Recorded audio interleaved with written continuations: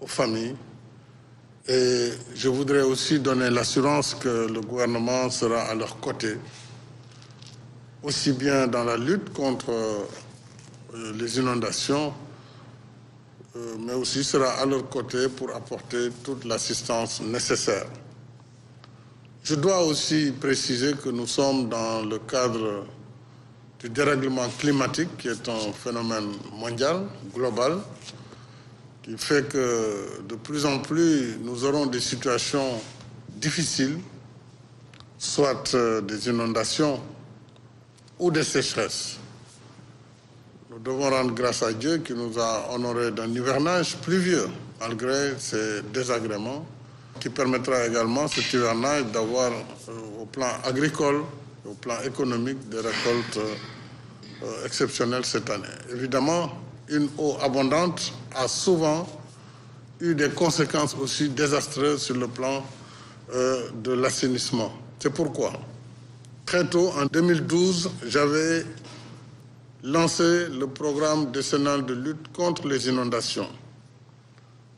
Vous m'avez fait le point et il serait important que ce programme soit poursuivi, puisque nous aurons noté que partout où de l'investissement a été fait avec des ouvrages structurants, quelles que soient les quantités d'eau qui sont tombées, cette eau a pu être évacuée par la suite.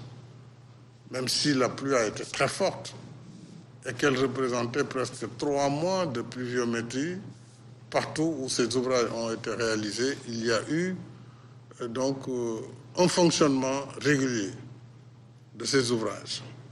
Maintenant, nous avons effectivement encore des points difficiles qu'il faut traiter, pour certains en urgence. Nous avons le problème du bassin versant du marigot de Mbao, qui connaît de graves situations, que ce soit à Kermassar, de l'unité 1 à l'unité 20, mais aussi du côté de Aladji Paté jusqu'à Kamil Bass. Je pense que quelque chose d'urgent doit être fait.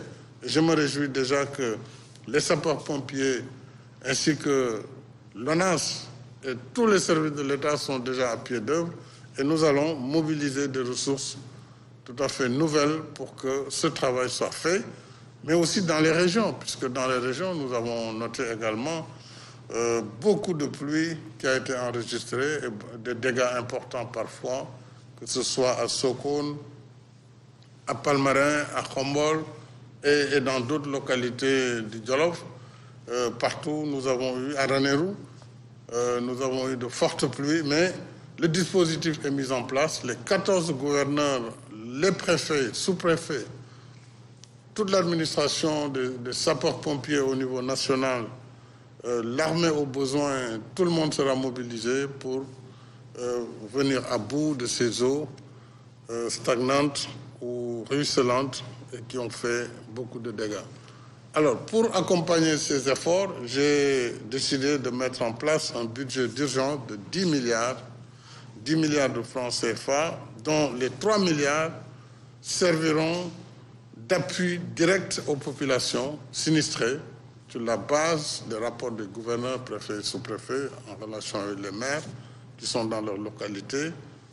Et ces 3 milliards serviront de cash transfert d'appui donc financier direct par famille, mais aussi d'achat de produits phytosanitaires, de matelas et d'appui divers.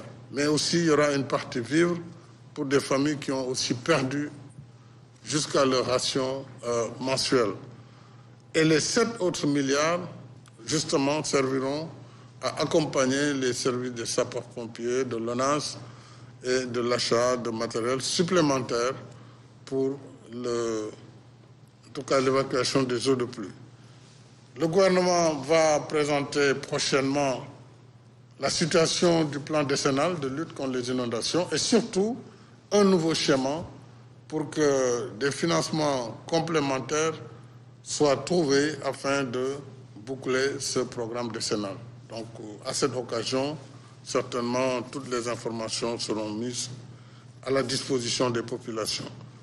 Pour terminer, puisqu'il s'agit de changement climatique, nous devons savoir que face à ces fléaux mondiaux, il y a deux maîtres mots, à savoir l'adaptation face à ces phénomènes. Il faut que nous changions de comportement. Ce changement de comportement doit commencer par l'arrêt d'installation ou de construction sur les voies d'eau. Il faut que nous respections également les tracés des cours d'eau, qu'ils soient anciens ou moins anciens.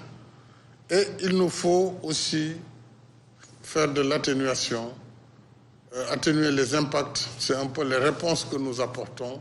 Et ces deux comportements devront nous permettre vraiment de faire face à ces changements climatiques dont on ne connaît pas encore les portées. Et il y a une étude récente qui montre que jusque-là, les grandes tempêtes allaient vers l'ouest et arrivaient sur la côte est américaine. Et de plus en plus, on voit qu'il y a aussi une sorte de changement de direction. Alors, si cette tempête devait venir vers chez nous, vous voyez les dégâts que cela pourrait causer. Donc, soyons vraiment alertes. Soyons aux côtés des populations, c'est ce que je demande à l'ensemble des ministres, des responsables politiques, mais aussi surtout les élus, les maires, les présidents de départements, qui soient au chevet des populations et pour leur apporter soutien et réconfort. Je rassure la population que le gouvernement sera à leur côté, le président de la République sera à leur côté et nous répondrons toujours présents face à la détresse de nos compatriotes. Voilà, c'était donc la déclaration du chef de l'État suite donc à cette réunion d'urgence convoquée ce matin au Palais de la République. 10 milliards de francs CFA qui seront donc mobilisés pour la lutte contre ce phénomène naturel des inondations et surtout soulager les populations très éprouvées. Le chef de l'État va même effectuer une descente sur le terrain au niveau de la banlieue pour faire le constat de la situation xanaa ci langue nationale wolof rek ñu fàttali leen mbokk yi ne yéen a ngi seetaan seen télévision nationale et que